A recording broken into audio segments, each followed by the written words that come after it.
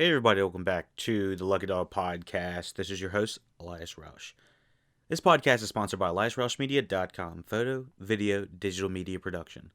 Today we are discussing the Netflix documentary series Jeffrey Epstein, Filthy Rich, which right off the bat, I'm just going to say, what a god-awful name.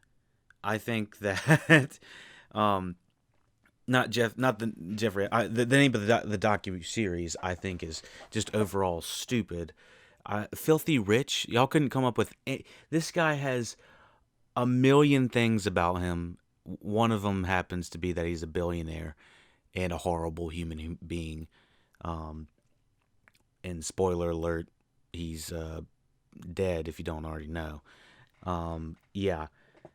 Filthy Rich, that's the best y'all could come up with? I'm sorry. I'm just like, come on. So that right off the bat almost feels like it was like, I don't know. They're like, oh, we got a kind of an interesting subject with a lot of heinous stuff in the background. Let's, what is he, a billionaire? Oh, Filthy Rich. Filthy Rich. Yeah, that's a great title. That's a classic. That's an instant classic. Like, the title Filthy Rich, I feel like tells you everything you need to know about this show.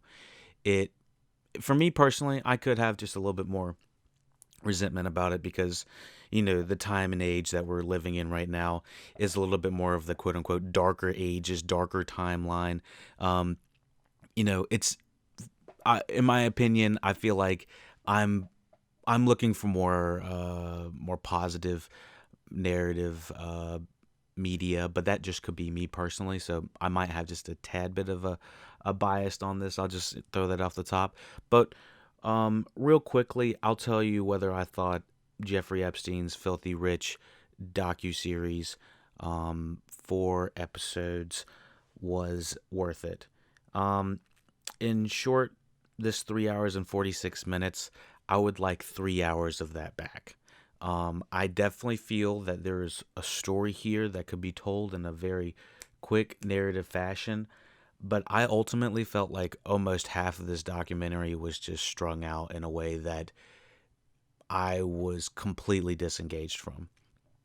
The documentary is told in a kind of a strange manner. I don't always need my documentaries to be in uh, you know sequential fashion with having 1980s 1990s going down the timeline, 2000 2010 to 2020. I don't need it to always go down the time like that, but if it's going if the story is being told at 1980 and then we jump to 2002 and then we go to 1982 again and then we go to 1987 and then we go to 2007, then we go to 1997 again. It's like it makes this documentary feel like it's a lot longer than it needs to be. And so I feel like from right off the bat, they didn't exactly have a flow with this documentary. I understand that there's some quote unquote interesting information with respect to there were some serious heinous crimes committed among Jeffrey Epstein and other co-conspirators, Maxwell being one of them.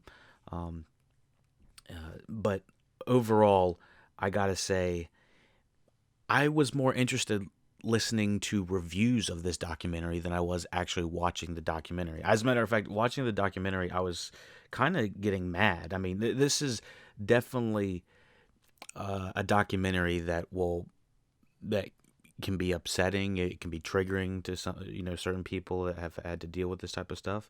But here's the quick synopsis of this docuseries.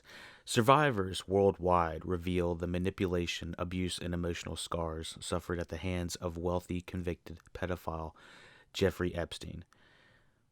Their stories expose a sex trafficking ring of powerful embedders leading up to his 2019 arrest. Now, like I said, the biggest problem with this docuseries is the fashion that it's told. For me personally, the way that they're jumping all across these timelines, they give each of these different survivors. Okay, so we probably get a sliver of the amount of, like, maybe a tenth of the survivors, maybe if that, on camera with some in-depth interviews, and many of the interviews are very similar. So I'm glad that these survivors are able to get some screen time, and they're able to have their voice heard, and I think all of that is absolutely at most important.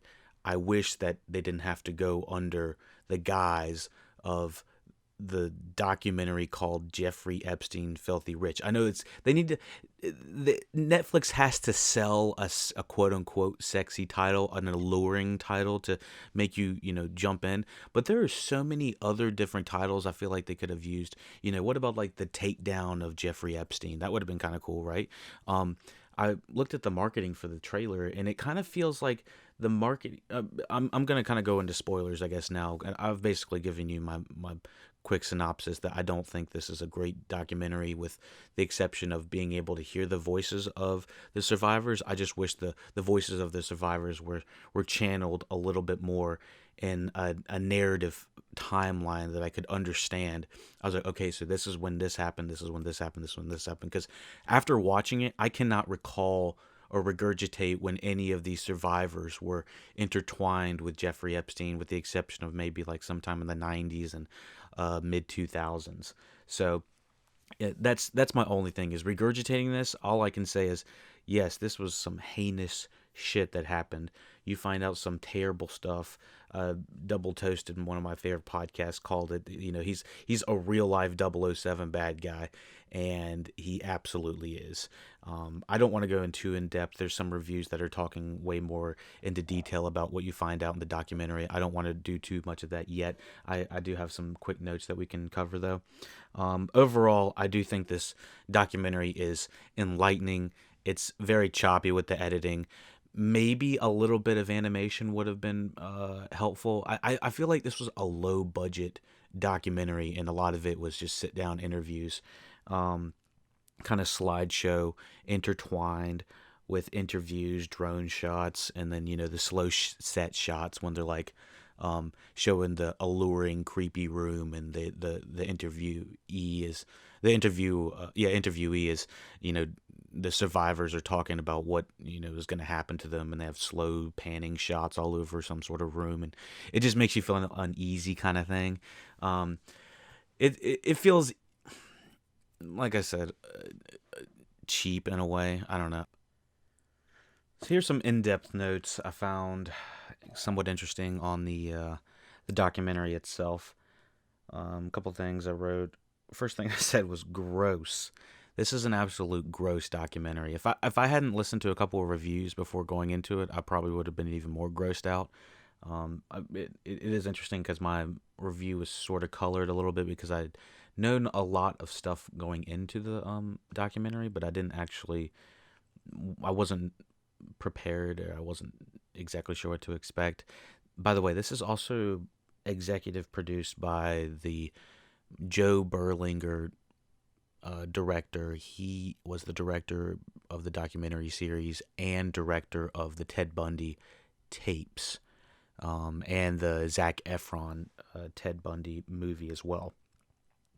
I think that one might be a little bit more superior in quality, with just understanding what we're following. This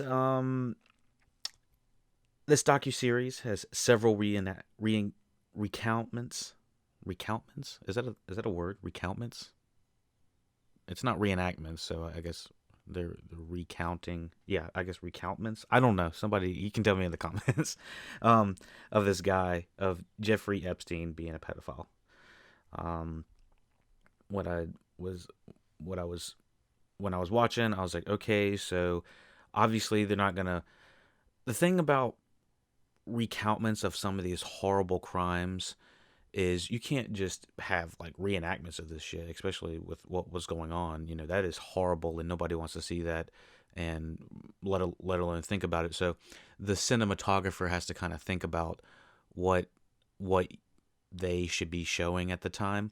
And I feel like I was staring at blank rooms for a lot of this series. Like when the survivors were recounting what Jeffrey had done to them, which obviously was traumatizing on so many different levels. And I wouldn't want anybody to experience this. But it became repetitive to the point where I was like, okay, there could have been a more fashionable way to, um, clean up the stories and put them all in a sequential order so that we understood he did this not once, not twice, but tens to 20 to hundreds of times. And he was taking young underage women that were called prostitutes by the media unnecessarily, which they kind of cover the media angle on this lightly, I'd say. And they say, the survivors were not treated well in the media as well as the way they were treated by the government officials and people that were handling their cases and stuff like that. There seemed to be some real shady shit going on around this guy, and he was just able to weasel his way out of anything and everything. I mean, he had private investigators. He probably had paid off hitmen. He probably had some crazy shit. Okay, so this documentary, the most interesting thing about this documentary, I would say, is that it really shows that there is a top 1% of the 1%. I would say that this top 1% of the 1%, he was hanging out with Bill Clinton. He was hanging out with Don Trump. He was hanging out with Chris Tucker. He was hanging out with Kevin Spacey. He was hanging out with some really top of the line, top notch 1%ers, if you want to call them that. Now, I don't really know what to say about that anymore because, I mean, obviously, a handful of those people I would expect to be around him. But, like, hearing Chris Tucker, I was like, no, not Chris. Not Chris. No! I was upset to hear Chris Tucker was hanging out with Jeffrey Epstein. Like, maybe I really hope that was a one-time thing. I don't even know. Even so, it's just inappropriate on so many occasions.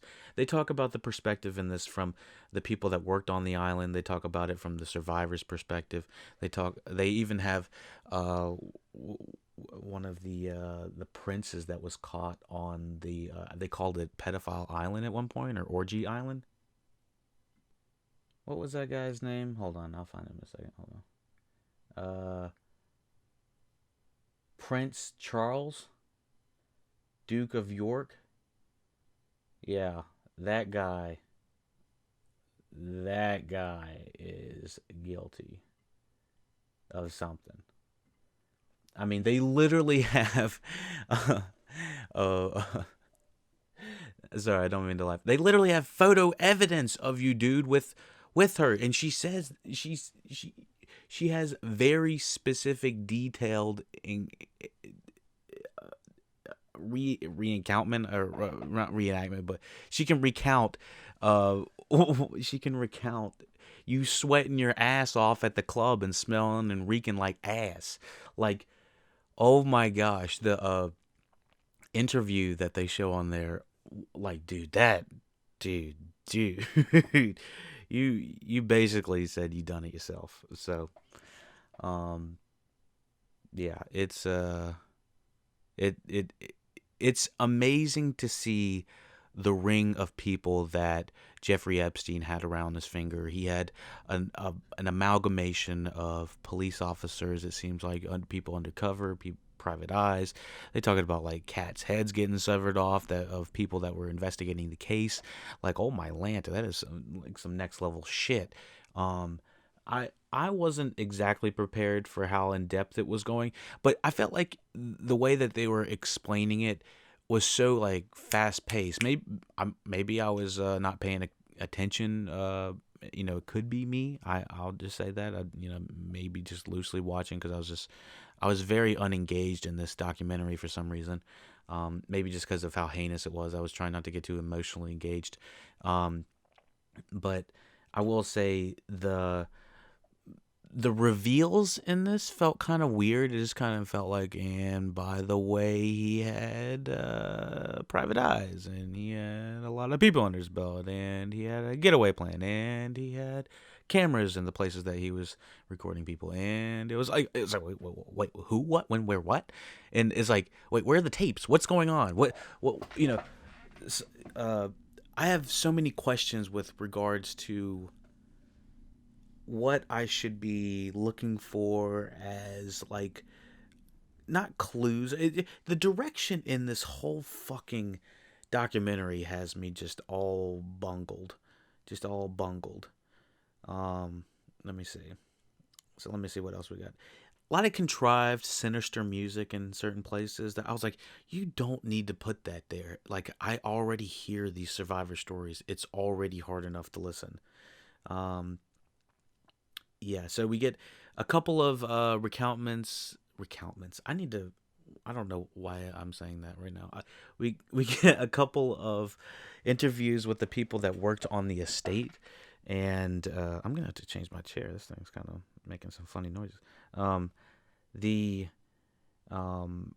interviews with the people that worked there, they said that they saw the things going on. They said they saw the prince there. They said they saw,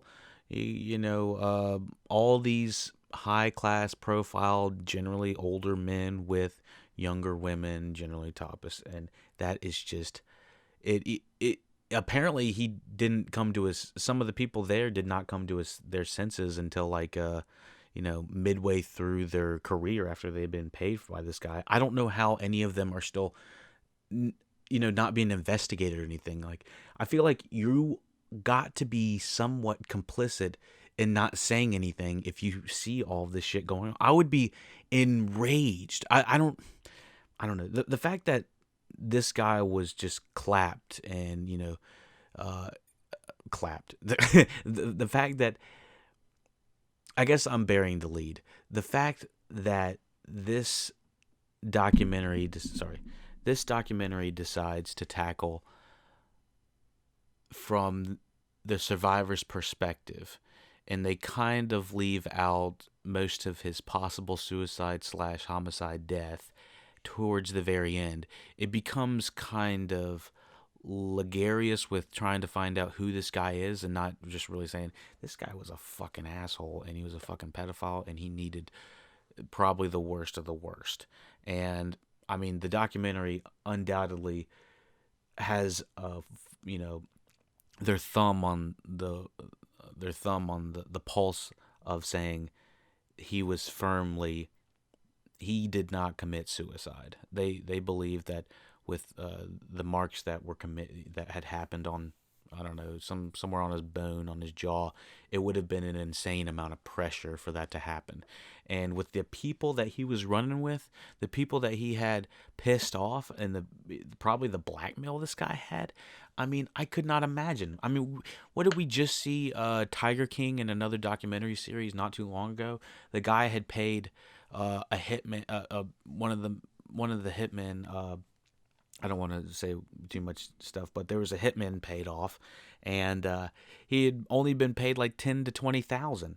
Like, absolutely one of these big cats, big rolling dogs, fat cats, whatever the fuck you want to call them. They could pay off Jeffrey Epstein, pay off someone to kill Jeffrey Epstein. They had him at a terrible underfunded prison. Why would you don't put someone of that stature in there unless you want something to happen to him? And so I just personally, fuck all conspiracy theories. I think this guy was trying to escape, and he had some dirt on somebody that they didn't want out. So, my thing is, people have been killed for less, a lot less. I mean, we've all seen Black Friday in the U.S. It is,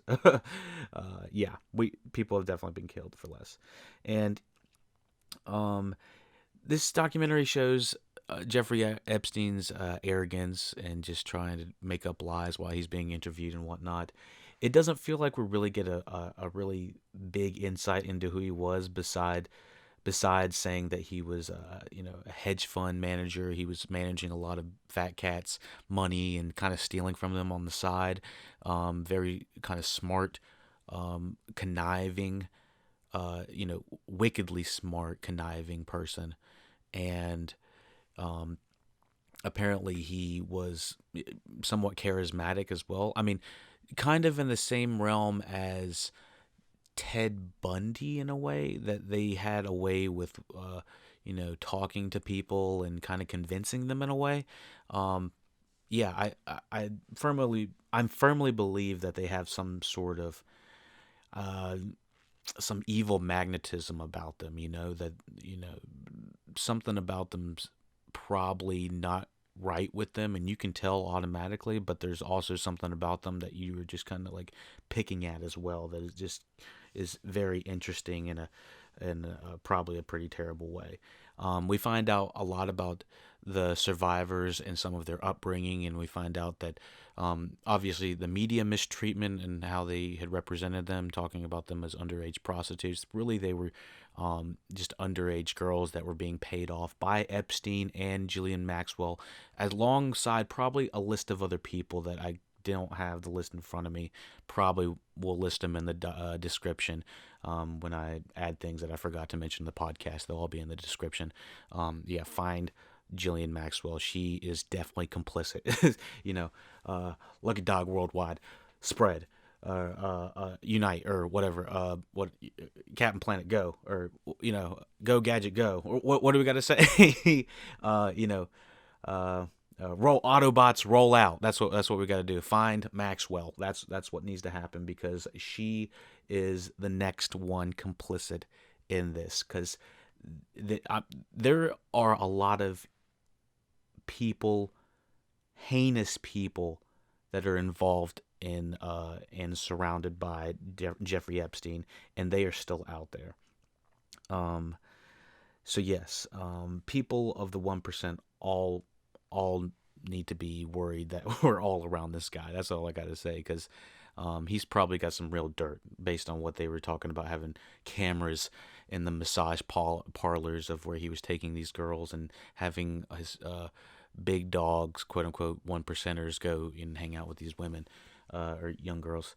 But yeah, so episode 2, another woman. We found out more survivors. We have Epstein's background, and we found, I think one of them's name's Virginia Guffrey, and the other lady we find out is Maria Farmer, as well as Police Chief Michael Ryder. He was a key individual in the first criminal case against Epstein.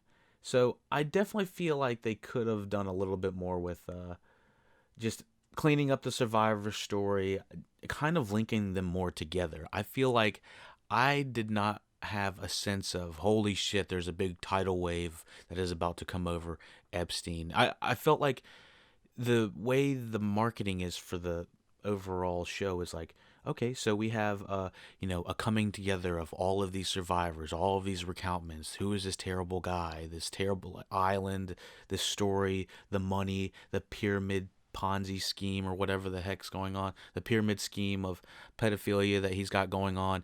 It's all fucked up. And the way the marketing does it, the editing on the marketing is like, yeah, that's what's going to happen. But the way it's kind of laid out is not really like that, in my opinion. I mean, we get kind of like in the first episode, yeah, this is a broad stroke of what's going to happen. Second episode is like, wait, we got to go back and find out who this guy really is as a hedge fund manager. And then we got to find out some more heinous things he did and who he was hanging out with at the beginning. Still don't feel like I totally understand who he was as a person, because I just feel like he was just I guess motivation was kind of hard to understand about him, and I think I might have had the same problem with the Ted Bundy series as well. I guess some people just want to watch the world burn, Master Wayne. So yeah, and one of the things I said in episode 2 was there doesn't feel like there's any insight into his mindset. Feels like we're way, way away from his perspective of the story. Like since we're coming from the survivor's perspective and like this cop perspective, I always feel like I'm a very far distance away, as opposed to some other documentaries like The Jinx. Like, that's one of my favorite documentaries, because I feel like we are in the mindset, and there's tons of footage of him being interviewed, unlike Ted Bundy and the Jeffrey Epstein stuff. So I don't want to begrudge that. They have some insane amounts of footage of that guy. But yeah, I definitely feel like understanding perspective is very important, and that's nothing we really tackled. And I understood, the stories of the survivors. A lot of them were, either lower class, undereducated, or just didn't know better. I mean, they were young. $200 is pretty substantial. So yeah, and they really didn't understand what was going on. So the perspective is just so jumbled. Um, yeah, back and forth, time jumps all over episode two. We get a recount of multiple women. I think one guy said he had one. It was Jeffrey would pay one girl to bring four girls, and those four girls would bring four more girls, and there was just a line and a line and a line. It would just continue on going. And they said one cop, I think, or investigator, said he had found like 41 girl had brought 40 girls. It was something like nauseating to hear. Um, and then there was recounts on like a sliver of all of them, and they were all very much the same. Let me see. Stephen Hoffman talks about the Ponzi schemes, says Epstein has some sort of charisma.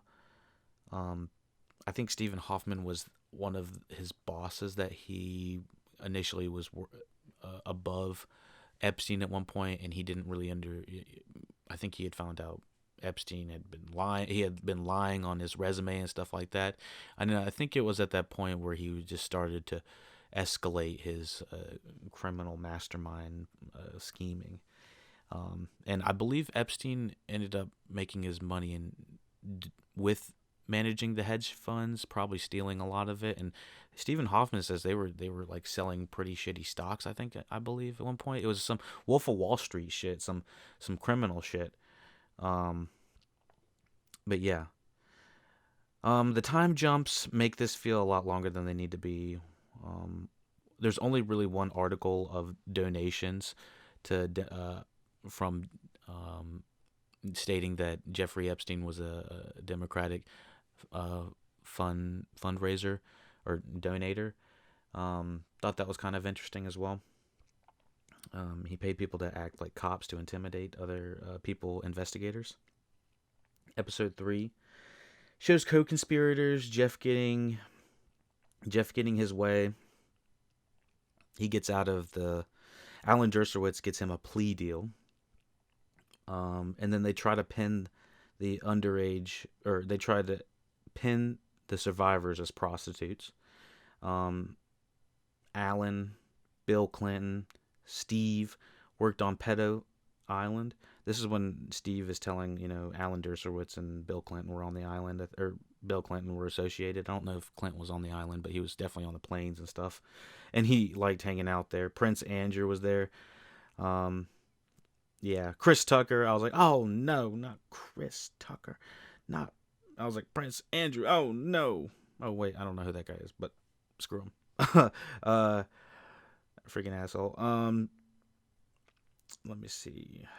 Okay, so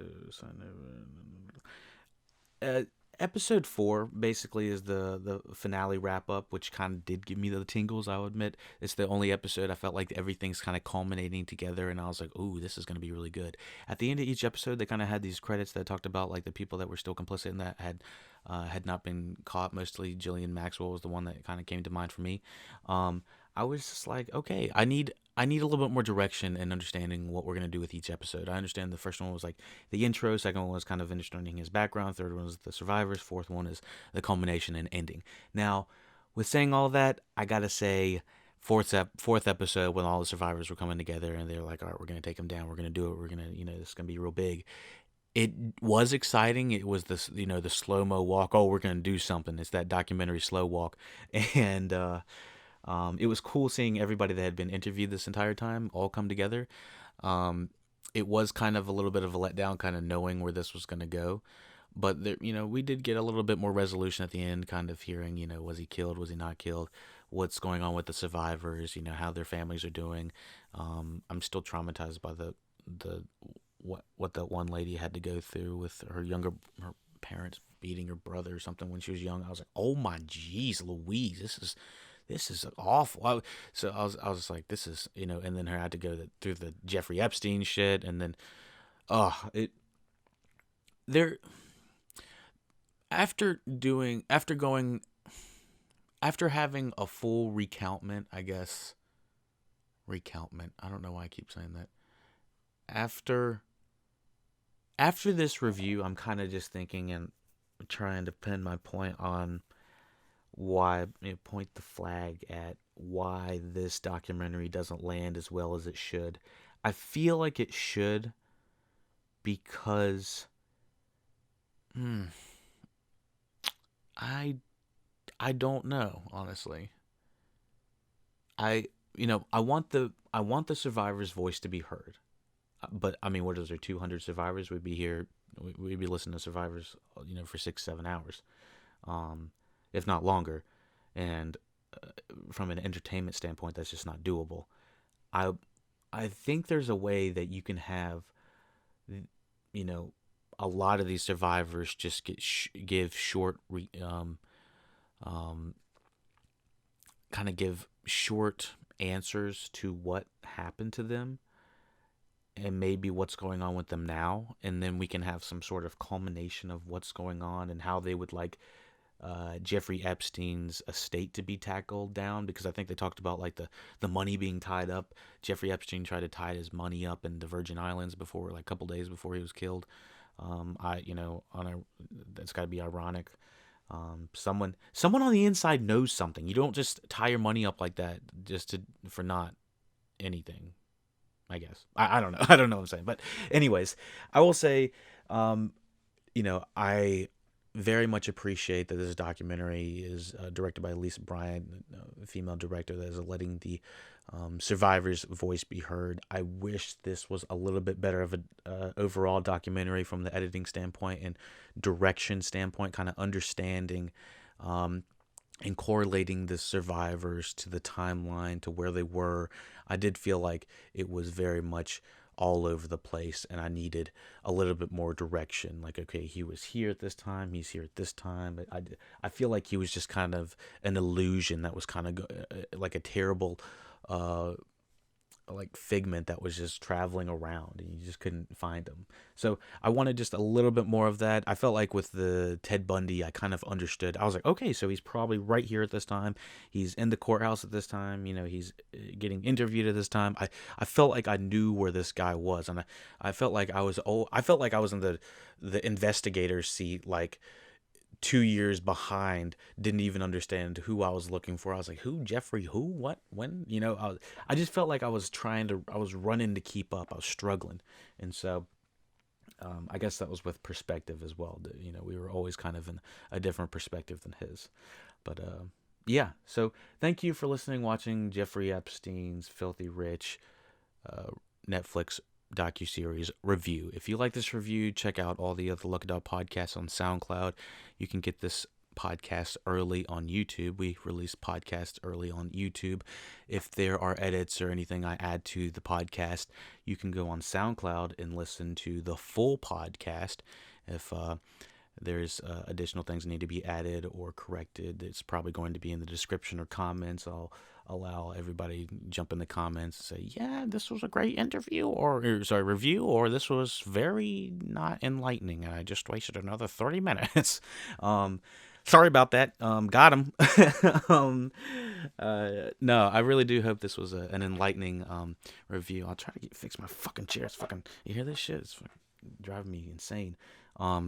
But yeah, so thank you for listening, watching LuckyDog Podcast, whatever you're doing to support. Thumbs up, subscribe, follow Twitch, Instagram, YouTube, Facebook. There's too many of the social medias. Just, you know what to do. Follow one of them. I don't know. If you like this, let me know. If you dislike it, let me know how I can improve. Don't just downvote. Just let me know. Or you can downvote. It would make me sad, but you can also let me know how I can improve as well. So thank you listening, watching LuckyDog Podcast. Like I said, the other documentaries that we've covered, we did the Aaron Hernandez documentary. We've checked out the Ted Bundy tapes documentary. I actually had an interview with somebody that has come in contact with Ted Bundy a very long time ago.